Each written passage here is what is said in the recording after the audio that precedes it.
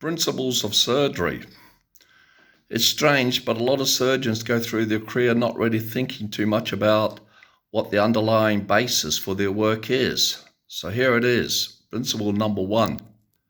Get from the skin to the pathology, that's where the tumor or the problem is, with minimal disturbance of the normal tissue. That's all part of surgical technique. Number 2, you're removing a mass.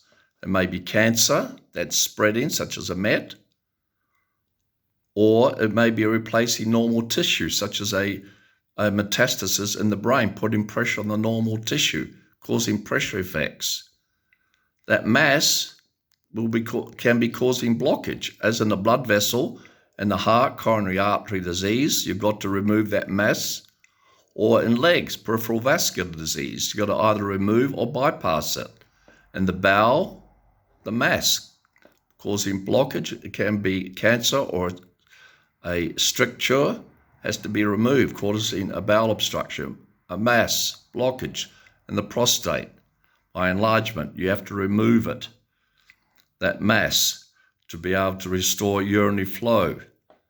Number 3 is replacing worn out parts. Hip or knee or other joint is worn out, you do a hip or knee replacement. Worn out parts, a heart fails, a kidney fails, you do a transplant. Or broken parts, you have a fracture. Do a open reduction, internal fixation, you need rods or plates. And then the last one, not forget our plastic surgeon colleagues, is to enhance, make the body actually look better or more beautiful. That's cosmetic surgery.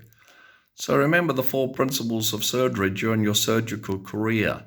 In particular, principle 1, causing minimal disturbance.